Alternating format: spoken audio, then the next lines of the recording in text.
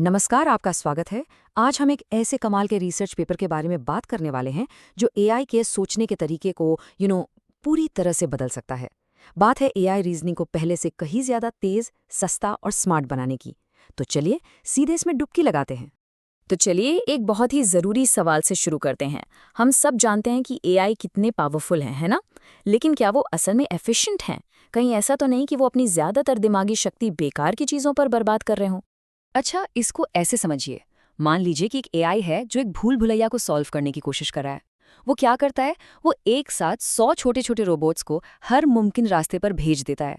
अब जरा सोचिए, अगर उन 100 में से 70 रोबोट सीधा जाकर एक बंद दीवार से टकरा जाएं, कितनी एनर्जी बर्बाद हुई, है ना? बस आज के ज्यादातर एआई मॉडल्स के अंदर ठीक यही हो रहा है। और यहीं पर हम असली प्रॉब्लम पर आते हैं, जिसे रिसर्चर्स कहते हैं फ्यूटाइल पाथ्स, यानी बेकार के रास्ते। देखिए, एक साथ कई संभावनाओं को एक्सप्लोर करना, जिसे पैरेलल रीजनिंग कहते हैं, ये टेक्निक बहुत पावरफुल है। लेकिन इसकी एक बहुत बड़ी कीमत चुकानी पड़ती है, कंप्यूटेशनल कॉस्ट। क्योंकि उन सैकड़ों रास्तों में से ज़्यादातर हमारे उन रोबोट्स की तरह होते हैं जो कहीं नहीं पहुंचते। और ये बर्बादी कोई छोटी मोटी नहीं है। इसका स्केल आपको हैरान कर देगा। आज हम जिस नए मेथड की बात कर रहे हैं ना, वो इस बेकार के कंप्यूटेशनल काम को, जिसे हम टोकन्स में नापते हैं, 70% से भी ज़्यादा कम कर सकता है। ये बहुत बहुत बड़ी बचत है। तो सवाल ये है कि इस प्रॉब्लम को सॉल्व कैसे करें। आइडिया है पाथ प्रूनिंग का, मतलब उन भटके हुए रोबोट्स को जल्दी ही रोक दो।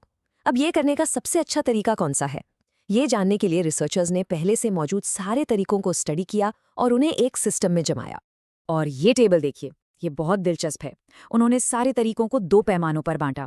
पहला, क्या मेथड बाहर से सिग्नल लेता है या एआई के अपने अंदरूनी सिग्नल से काम करता है, और दूसरा, क्या वो मेथड सीख सकता है या बस कुछ फिक्स्ड रूल्स पर चलता है। और जब उन्होंने ये किया तो उन्हें एक खाली जगह मिली, टाइप 4, एक ऐसा तरीका जो सीख भी सकता है और एआई की अपनी अंदर की आवाज का इस्तेमाल भी करता है। और बस यहीं पर हमारी कहानी के हीरो की एंट्री होती है। रिसर्चर्स ने एक बिल्कुल नया मेथड बनाया जिसका नाम है स्टॉप, और इसे खास तौर पर उसी टाइप 4 वाले गैप को भरने के लिए डिजाइन किया गया है। तो ये स्टॉप आखिर है क्या? इसका पूरा नाम है सुपर टोकन फॉर प्रूनिंग। आप इसे एक छोटे, हल्के और स्मार्ट मॉड्यूल की तरह सोच सकते हैं, जिसे एआई के साथ जोड़ दिया जाता है। ये मॉड्यूल एआई की अपनी अंदरूनी हालत, मतलब उसके थॉट्स को पढ़कर ये तय करता है कि कोई रास्ता सही जा रहा है या नहीं। अगर रास्ता गलत है तो उसे वहीं रोक दो। ये एआई को एक तरह की गट फीलिंग देने जैसा है। ठीक है, ये तो हुई थ्योरी, पर ये असल में काम कैसे करता है? ये एक बहुत ही स्मार्ट और ऑटोनमली सरल 3 स्टेप की प्रोसेस है। तो पहला स्टेप है लॉन्च। एआई एक साथ कई सारे संभावित जवाबों की बस शुरुआत करता है। फिर आता है स्टेप 2, चेक। यहाँ पर हमारा स्टॉप मॉड्यूल हर रास्ते की अंदरूनी हालत को देखकर फटाफट उसे एक स्कोर देता है कि ये रास्ता कितना प्रॉमिसिंग है। और आखिर में आता है रिज्यूम।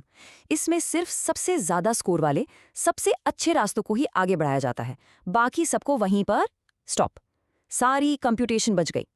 ये डायग्राम पूरी प्रोसेस को एकदम क्लियर कर देता है। आप देखिए, स्टेज 1 में एक सवाल से कई रास्ते यानी पाथ्स शुरू हो रहे हैं। फिर स्टेज 2 में एसटीओपी मॉड्यूल हर एक को स्कोर दे रहा है। जैसे यहाँ कुछ को पास मिला और एक को फेल। जो रास्ता फेल हो गया उसे वहीं पे काट दिया गया, और सिर्फ जो बेस्ट रास्ते हैं वही स्टेज 3 तक पहुंचे और फाइनल जवाब बने। है ना सिंपल, लेकिन जबरदस्त असरदार। चलो, ये सब सुनने में तो बहुत अच्छा लगता है, पर क्या ये वाकई काम करता है? आइए अब असली चीज देखते हैं, रिजल्ट्स। और मैं आपको बता दूं, रिजल्ट्स सिर्फ अच्छे नहीं हैं, वो सच में चौंकाने वाले हैं। जरा इस टेबल पर नजर डालिए, ये इस पूरी कहानी का सार है। GPT-OSS-20B मॉडल को देखिए। बिना किसी प्रूनिंग के इसकी एक्यूरेसी है 71%, और ये लगभग 6,73,000 टोकन्स इस्तेमाल करता है। अब देखिए स्टॉप के साथ क्या होता है। एक्यूरेसी बढ़कर 75.4% हो जाती है, और टोकन यूसेज 71.6% घटकर सिर्फ 1,91,000 रह जाता है। मतलब ये सिर्फ सस्ता नहीं है, ये बेहतर भी है। यही तो असली मैजिक है। रिसर्चर्स ने खुद इसे बहुत अच्छे से कहा है। पेपर से ये सीधी लाइन सब कुछ बयां कर देती है। सबसे कमाल की बात यह है कि टाइप 4 यानी स्टॉप, असर और एफिशिएंसी दोनों मामलों में बाकी सभी तरीकों से कहीं आगे है। ये क्लियर विनर है।